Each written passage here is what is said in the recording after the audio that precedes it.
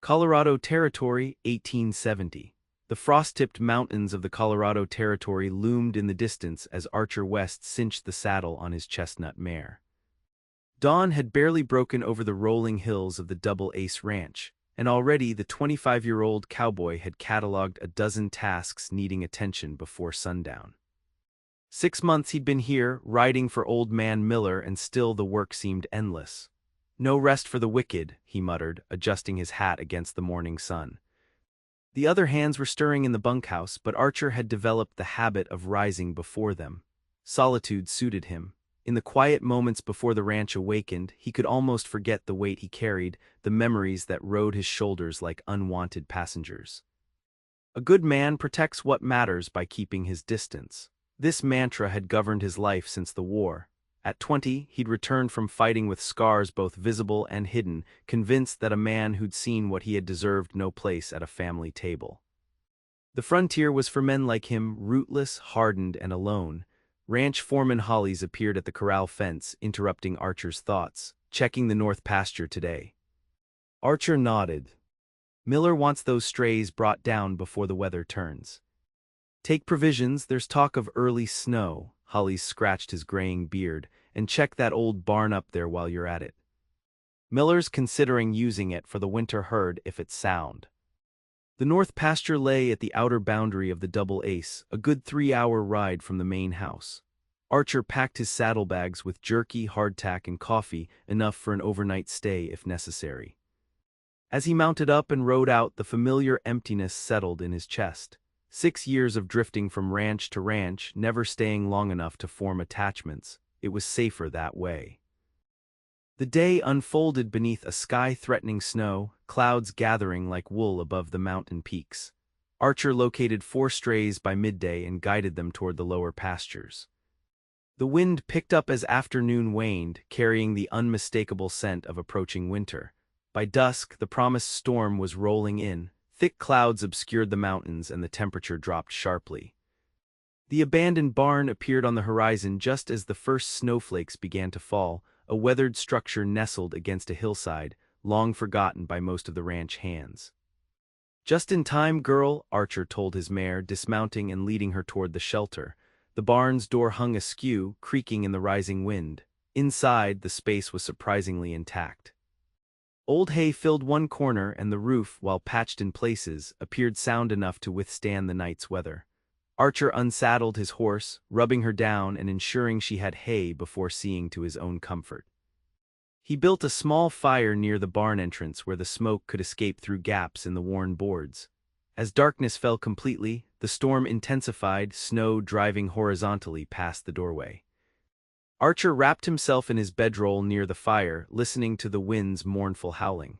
Sleep came fitfully, and he found himself dreaming of home, not the Tennessee farm where he'd been raised, but a place he'd never known. A cabin with a woman's laughter, children running through tall grass, a life without the burden of memories. He woke with a start near midnight, unsettled by the longing the dream had evoked. The fire had died to embers. Archer rose to add more fuel when he heard it, a sound that didn't belong to the night or the storm, a soft, human sound, breathing. He froze, hand instinctively moving to the revolver at his hip. "Who's there?" he called, voice cutting through the barn's darkness. No answer came, but the breathing continued, steady and deep. Archer added wood to the fire, coaxing flames to illuminate more of the barn's interior. Light flickered across the weathered boards, reaching into the shadows. He moved cautiously, following the sound to the far corner where a stack of hay lay heaped against the wall. What he discovered stole the breath from his lungs. A young woman lay sleeping, curled beneath a worn woolen coat, her face peaceful despite her precarious shelter. Long blonde hair spilled across the hay like spun gold, and her cheeks were flushed from the cold. She couldn't be more than 20, dressed in a simple blue dress beneath her makeshift blanket. Something about her struck Archer as hauntingly familiar, the curve of her cheek, the slight furrow between her brows even in sleep. He stood transfixed, unable to look away as recognition dawned, piecing together a puzzle from his past. "Faith," he whispered, the name emerging unbidden from some locked chamber of memory. At the sound of her name, the woman's eyes fluttered open, eyes the deep green of summer pastures. Confusion gave way to alarm as she registered his presence. She bolted upright, pressing herself against the barn wall. "Stay back," she warned, voice steady despite her evident fear. Archer raised his hands, stepping back to give her space. "I mean no harm, miss. I work for the Double Ace. This storm drove me to shelter." The woman studied him, wariness etched in every line of her body. Recognition dawned slowly, her eyes widening as she took in his features in the flickering firelight. "Archer," she breathed, disbelief coloring her voice. "Archer West." He nodded, his world tilting on its axis. "Faith Summers," he said, the name bringing with it a flood of memories, a Virginia town before the war, a merchant's daughter with laughing eyes, stolen moments behind her father's store. "I thought you were," he couldn't finish the sentence. "Dead." Faith's laugh held no humor. "Nearly was, along with everyone else when the town burned." She pulled her coat tighter around her shoulders. "What are you doing here, Archer? Last I heard, you were fighting for the Union." "The war ended 5 years ago," he said quietly. "I know when the war ended," she replied, a hint of bitterness creeping into her tone. "I was asking why you're here in Colorado." Archer returned to the fire, adding more wood. "Same as most men, I suppose. Looking for something new after everything familiar was destroyed." He gestured for her to join him by the fire. "You must be freezing." Hesitantly, Faith moved closer to the warmth, keeping the fire between them. At 23, she was no longer the 17-year-old girl he'd left behind to join the army, but a woman shaped by hardship. The delicate merchant's daughter had been replaced by someone lean and weathered by life, though no less beautiful for it. "I'm heading to Denver," she explained, warming her hands. "My uncle has a boarding house there. I've been working my way west for nearly a year now." "Alone?" Faith's chin lifted slightly. "I've managed well enough. By sleeping in strangers' barns." Her eyes flashed. "By doing what's necessary. The stagecoach left without me in Cedar Springs when I couldn't pay the increased fare. I've been walking for 3 days." Archer felt shame wash over him. "I didn't mean to judge, these are hard lands." "Everywhere is hard for a woman alone," Faith said simply. They fell silent, the crackling fire and howling wind the only sounds between them.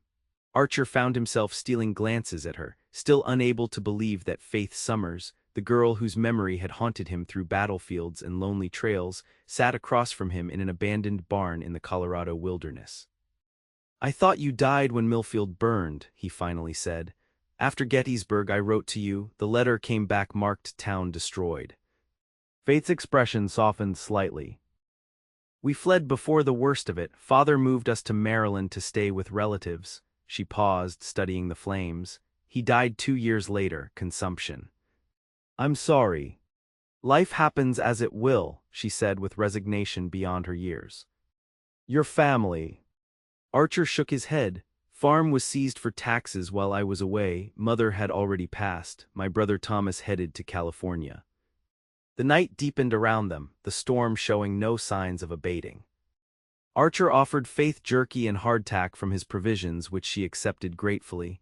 "Why Denver?" he asked as she ate. "A fresh start. Women can make a respectable living there, I'm told." "Teaching, perhaps, or clerical work." Archer nodded, though doubt clouded his thoughts. Denver was growing, but it remained rough around the edges, not always kind to women without protection. "The Double Ace needs a schoolteacher," he found himself saying, "for the rancher's children. Miller mentioned it last month." Faith looked up, surprise evident in her expression. "Are you offering me a position, Archer West?" "Just mentioning possibilities," he said, suddenly self-conscious. "Denver's still 80 miles from here." "And this ranch how far?" "About 15 miles south. We could reach it tomorrow once the storm passes." Faith considered this, her practical nature weighing options. "I have no wish to be beholden to anyone, Archer, especially not to someone from before." The words stung more than they should have. "I understand." Morning found them still sheltered in the barn, though the storm had weakened to gentle snowfall. Faith had slept near the fire, Archer keeping respectful distance on the opposite side. They prepared to depart in awkward silence, the easy conversation of their youth buried beneath years of separate hardships. "I'll escort you to the main road," Archer offered as they stepped into the pristine white landscape. "From there you can decide Denver or the Double Ace." Faith nodded, clutching her small bundle of possessions. Archer helped her mount behind him, acutely aware of her hesitation before she placed her hands lightly at his waist. They rode through morning stillness, the world transformed by snow. Memories surfaced with each mile, Faith's laugh as they'd walked along the river, the ribbon she'd given him before he marched away, the promises made by two people who couldn't foresee the world changing around them. "You never came back," Faith said suddenly, her voice close to his ear. "After the war, you never looked for me." Archer's hands tightened on the reins. "I did," he admitted. "I rode to Millfield in '66. Found nothing but charred ruins. Someone told me the Summers family had all perished." "You believed that so easily." "I believed I didn't deserve to find you alive," he answered truthfully. "Not after what I'd done. What I'd become." Faith fell silent, digesting his words. The mare picked her way carefully along the snowy trail, steam rising from her flanks. "The war changed us all, Archer," Faith finally said, "but we're still here. That must count for something." At midday, they reached the fork where the main road split, one path leading toward Denver, the other toward the Double Ace. Archer reined in his horse, waiting for Faith's decision. She dismounted without assistance, standing at the crossroads with her bundle clutched to her chest. The sunlight caught in her golden hair, and for a moment, Archer saw the girl from Virginia overlaid upon the woman who stood before him. "I've spent years being practical," Faith said, gazing down the Denver road, "doing what's necessary, never what I wanted." She turned to him, something vulnerable in her expression. "What kind of teacher does your ranch need?" Hope flared in Archer's chest, foreign and almost painful. "One with patience," he said, "and courage."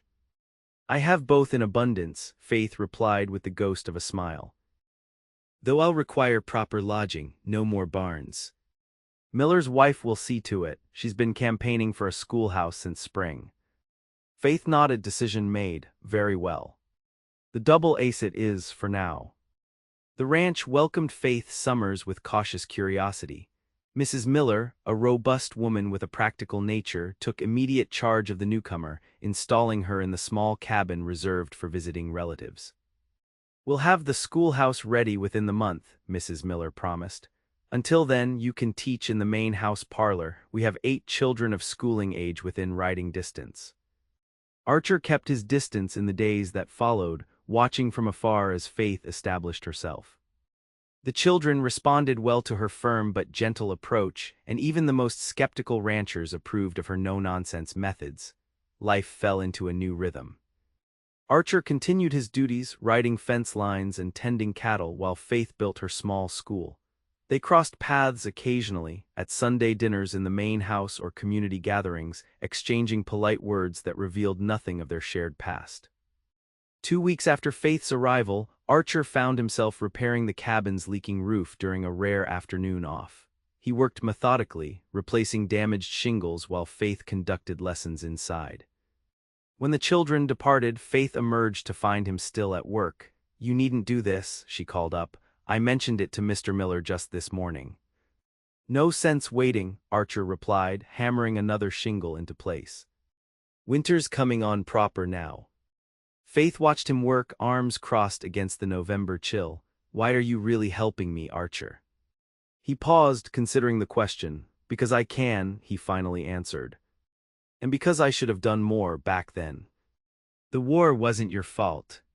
"No, but leaving was my choice." He climbed down the ladder, wiping his hands on his trousers.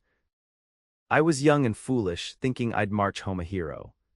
Faith's expression softened. "We were both young, you couldn't have known what would happen." They stood in awkward silence, years of unspoken words hanging between them. "Would you like to come in?" Faith finally offered. "I can make coffee."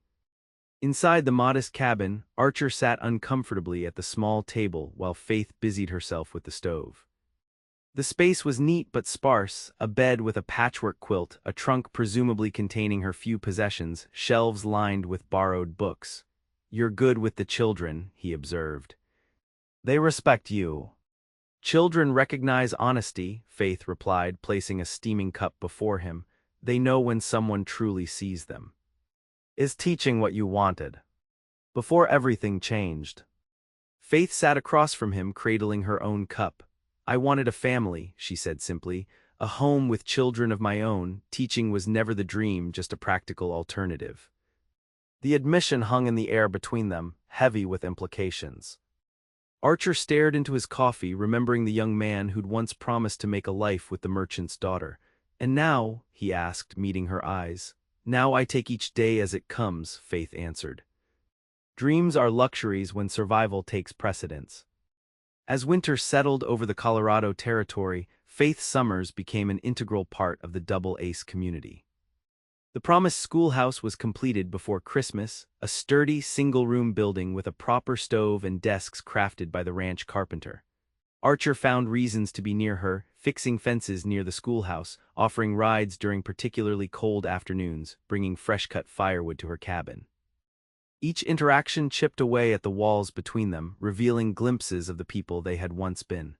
At the ranch's Christmas gathering, Archer watched Faith lead the children in carols, her face animated with genuine joy.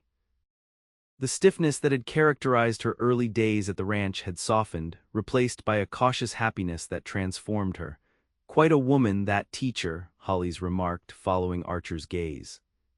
Half the single men in the county have noticed. The observation struck Archer like a physical blow. Of course others would see Faith's worth, her beauty, intelligence, and quiet strength. What claim did he have on her affections, beyond a youth interrupted by war and tragedy? The realization spurred him to action. The next day he sought Faith out after her classes ended, finding her organizing books in the empty schoolhouse. I was wondering if you might want to ride with me on Sunday, he said, the words rushing out before courage failed him. There's a view of the valley from Hawkridge that's worth seeing. Faith looked up, surprise evident in her expression. Like a social call. Yes, Archer admitted, exactly that. A smile spread slowly across her face. I'd like that very much. Sunday dawned clear and cold, the landscape glittering under fresh snow. Archer arrived at Faith's cabin with his mare and a borrowed gelding from the ranch stables. They rode without hurry, conversation flowing more easily than it had since their reunion. Faith spoke of her journey west, working as a seamstress in St. Louis, then as a cook's assistant on a riverboat, saving pennies toward her Denver dream. Archer shared tales of the places he'd seen after the war, the Texas plains, New Mexico territories, Wyoming rangelands, always moving, never settling. Why here? Faith asked as they reached Hawkridge, dismounting to admire the valley spread below them. Why did you stop at the Double Ace? Archer considered the question, watching their horses graze on patches of exposed grass, truthfully. I was tired, he admitted, tired of having no purpose beyond the next paycheck, the next town. And have you found purpose here? I'm beginning to, he said, meeting her gaze meaningfully. The moment stretched between them, filled with unspoken possibility. Faith looked away first, her cheeks coloring despite the cold. What happened to you during the war, Archer? She asked quietly. What changed the boy I knew into a man who believes he deserves solitude?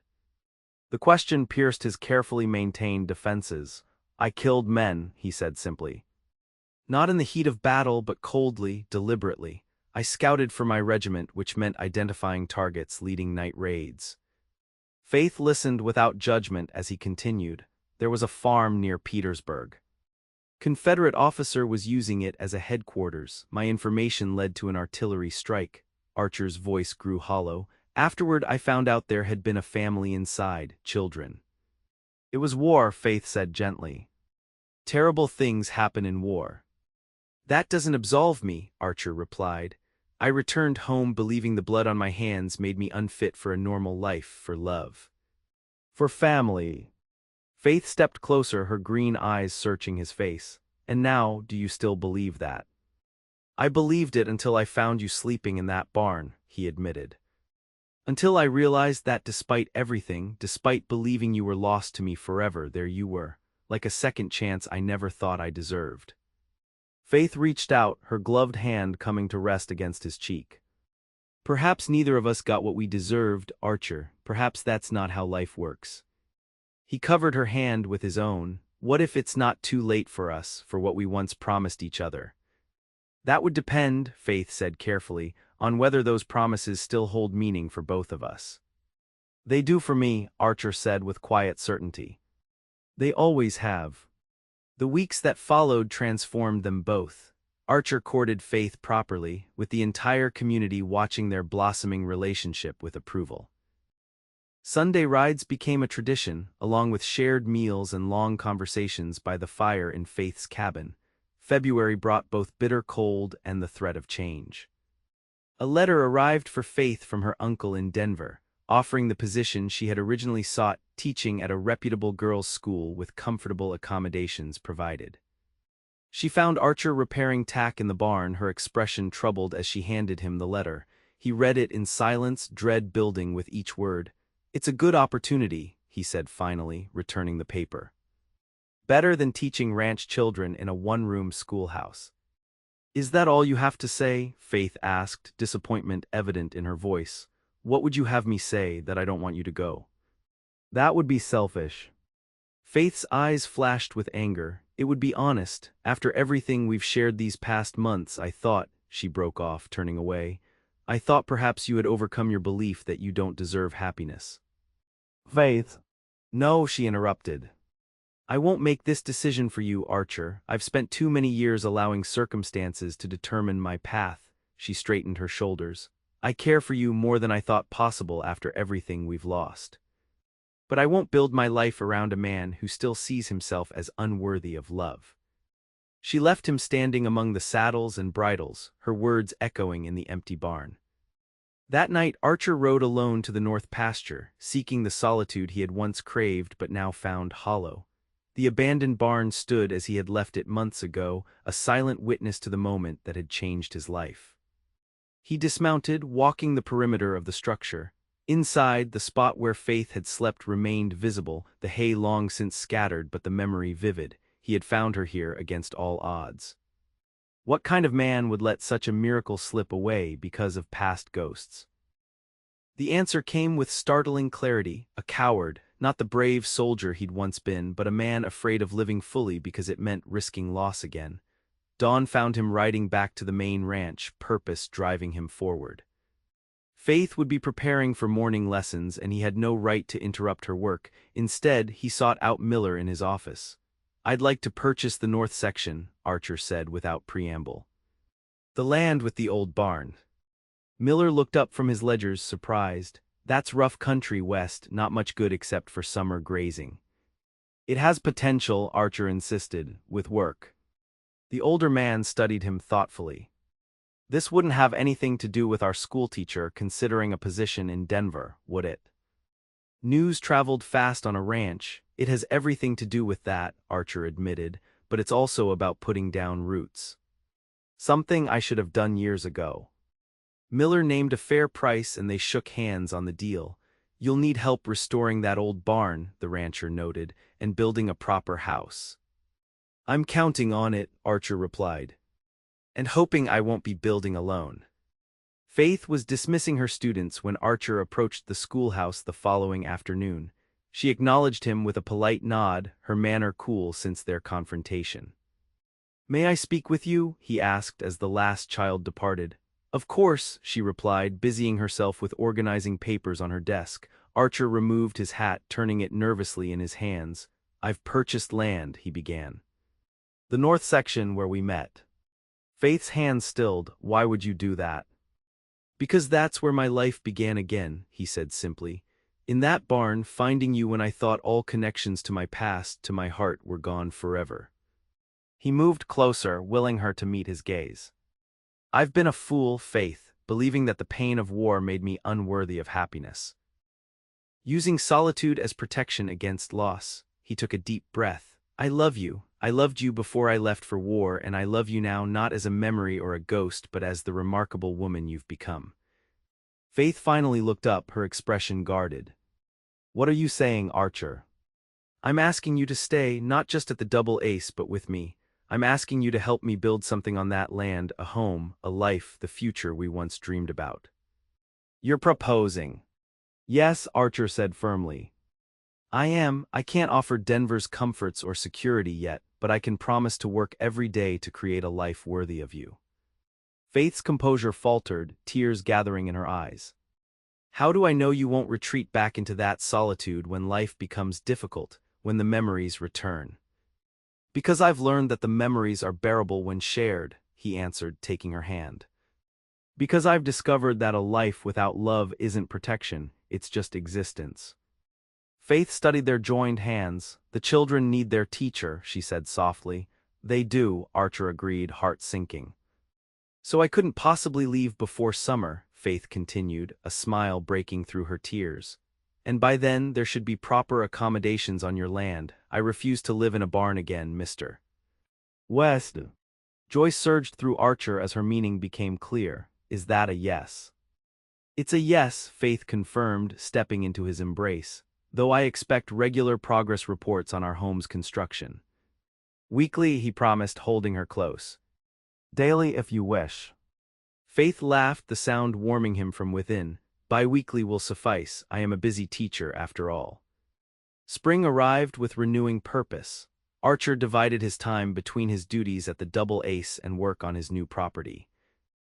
The old barn underwent a transformation, its broken boards replaced, roof fortified, interior cleaned and organized as temporary shelter while the house took shape.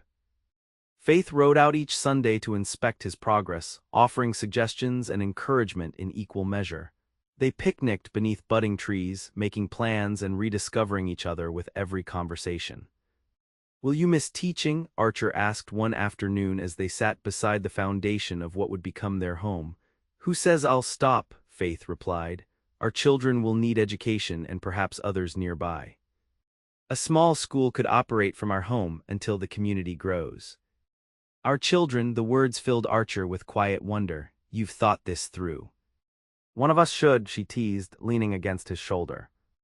By early June, the modest house stood completed, a solid two-room structure with a proper stone fireplace and large windows overlooking the valley. Miller contributed lumber, other ranchers provided labor, and by month's end, the interior was furnished with pieces collected from nearby settlements. They married on the first day of summer, a simple ceremony in the schoolhouse where Faith had taught for the past 7 months. The entire community gathered to witness their vows, children throwing wildflower petals as they emerged into the bright Colorado sunshine. That evening, Archer carried Faith across the threshold of their new home, setting her gently on her feet in the main room. Welcome home, Mrs. West, he said, voice thick with emotion.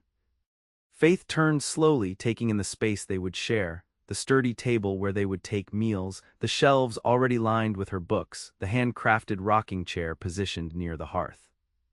It's perfect, she whispered, turning back to face him, better than any dream I had during those long years apart. This is just the beginning, Archer promised. There's room for expansion as our family grows.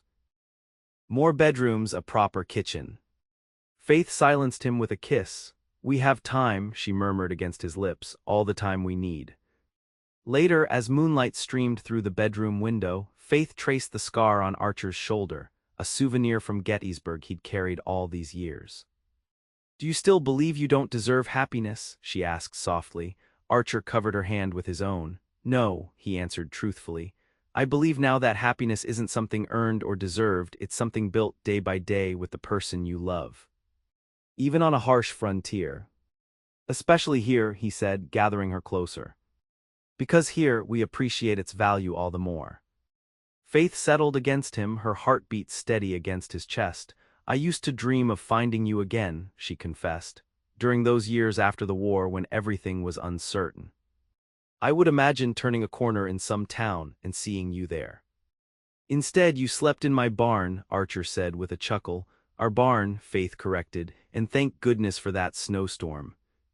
Outside, the Colorado night deepened around their small homestead, no longer an abandoned outpost but the beginning of something enduring. In the renovated barn, horses shuffled contentedly. The newly fenced pasture stood ready for the small herd they would build together. No more running, Archer murmured, sleep beginning to claim him. No more believing I don't deserve this. No more, Faith agreed, her voice equally drowsy. Just building, just loving. As they drifted toward sleep in each other's arms, the ghosts that had haunted them both, war, loss, years of solitary wandering, seemed to fade like morning mist before sunshine. What remained was the truth they had rediscovered in an abandoned barn during a snowstorm. that even on the unforgiving frontier, love could take root and flourish, transforming isolation into belonging, emptiness into fullness, mere survival into a life truly worth living.